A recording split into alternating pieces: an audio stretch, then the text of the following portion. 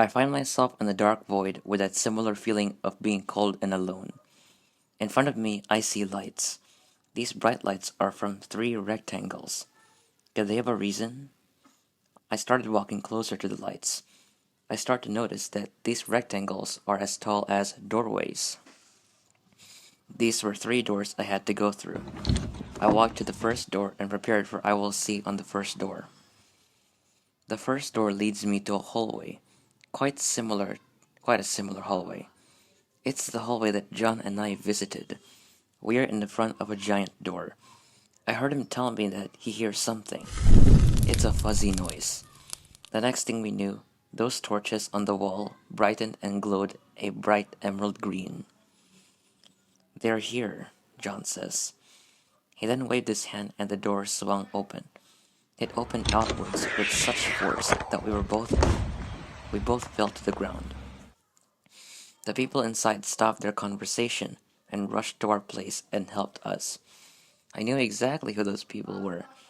They were the people in those portraits, and they were wearing the same clothes. One of them, Walter, quickly rushed us back into the room they were in. This room is massive. It had a circular floor with a big table and some seats greeting us. It also has this big structure shaped like a cup. It houses a fire that is emerald green. Very similar. John told the group that we were okay and we didn't need any further help.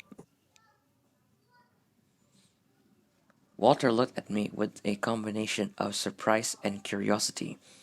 After some moments, he smiled. "Well, take your seats," he spoke. And so he did. At this point, I got the impression that I was here for something important. Indeed, it was. It turns out this was a meeting. Walter stood up and began the meeting. "Good evening, dear friends. It's time for another meeting. Too much disdain is yet to arrive for the Kingdom of Wold. It's time to be serious and plan out the future of this kingdom and our lives. But first, let's introduce ourselves." Walter tips his blue top hat to me and smiles. "Walter Kingston, Proximus. I am the leader of my dear Blighters. That's the meaning of life. It is to lead." "Octavius Collins, Proximus. I'm a man who can get comfortable around a cauldron and some ingredients. Life is a challenge, and we have to gear up for it." "Artemia Roberts. I can stay comfortable with disorder and war. Life itself is a war, and we must constantly fight it." "William Eldridge, Proximus. Wisdom and encouragement are my weapons. Life is full of wisdom. It is a gift." I reminded William that he is the man who has been in my dreams recently. Could he be sending a message? Mr. Eldridge with the brown coat shrugged it off. "Laura Ann Stevens, Proximus. Prediction is my weapon. Planning is how to beat life." I then felt John's hand touch my shoulder. He then introduced himself. "John Wilkinson, Proximus. Weaponry is my expertise. The only enemy we have to battle in our life is ourselves." My happiness grows to the fact that I am face to face with the crime fighters of the kingdom, those who will not let anything block them from achieving peace. Walter commanded everyone to take their seats. I can tell you that it lasted an hour long. The first half hour was about getting to know our suspect, the Queen. We have discovered that her husband is under her wing. He accompanies her wherever she goes, and he always carries a pistol with him. He shoots anybody who he thinks crosses his line. Walter mentions that he used to possess a key to something that might solve our case. Out of all people, my friend Louis was the person who gave it to him. Octavius was the person who possessed knowledge about the Queen's husband. We also discovered that there are former guards of the royal family who might help us. We might even recruit them under our wing. William, Laura, and John possess knowledge of three former guards who might help us. The second half hour was spent on making strategies. Artemia has a good memory and can draw maps of the castle. It has 3 floors. Rumors said that the queen keeps her secret on the top floor. Who knows? We might discover it. Once the meeting ended, we all stood up.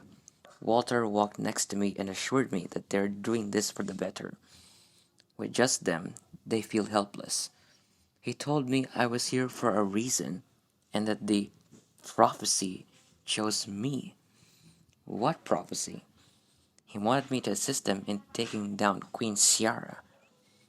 I nervously accepted. What have I gotten myself into? They all presented me with gifts, which I gladly accepted. A four-leaf clover from Walter, positive affirmations from Octavius, a gift of eidetic memory from Artemia, some serums from William, and a bagpipe from Laura. What about John's? He says it will be coming a little late. Walter told us that the meeting is adjourned and made us pack our bags.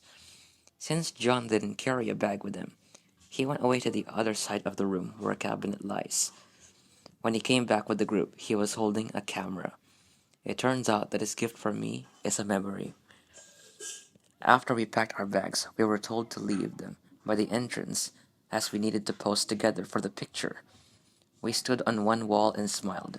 John is behind the camera. Wait a minute. Why is Artemia still holding her bag? Before I can ponder on that thought, as John and I walked back home, I was back in that dark room again. The door opens out to a road. I feel like this place is familiar. Across the road is a big building, and I can hear a big bell ringing. People were lining the streets, and then I realized I was brought back to the day of William Eldridge's funeral. The big building across the road was Great Silver Cathedral. People were exiting the cathedral. After around 5 minutes, I saw John sprinting. He was heading straight for the building I exited from. I called out to him, but he wouldn't hear me. I started following him. He was running towards the building. When he arrived at the door, he doesn't call out to me. He calls out for Walter. Walter comes out of the building, which turns out to be his cottage. Hearing their conversations, I realized everything made sense. We need to protect the fire, Walter. Indeed, it's the only thing that keeps them away. The fire in the circular room keeps them away. I knew that John was an expert in the dark forces. Emerald green fire keeps the dark forces away. But why did the dark force knock me out the first time? Then I was back in the void. One final door. This leads me back to my bedroom at John's cottage. The mood was strange, like a something bad is about to happen mood. I look to my left and I see John. I know John has his bedroom, but why would he sleep in my bedroom? And then the window of my bedroom broke. I all of a sudden remembered what this was all about. Black smoke enters and moves fast. Too fast for me to follow. It is then situated next to John, who was sleeping. This smoke then released a red mist that enveloped him. It was gone as fast as it arrived. The smoke spoke a familiar lady's voice. If you want to play games with me, let's play. That was the Queen's voice. I knew what that black smoke did. I relived the very night John was killed. I rushed to John and I tried to wake him up, yet to no avail. I had a lot of questions in my head. Why did it kill John? What were its intentions?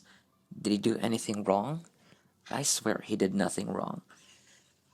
I watched as my bedroom was covered in a bright light. When it was gone, I was now somewhere else. I'm standing with some people, all wearing black. In front of us, there were people in military attire and a carriage. I realized it. I'm now reliving the day John was laid to rest. I walked the entire cortege again. Once I entered the cathedral, a bright light covered me. I was back in bed again.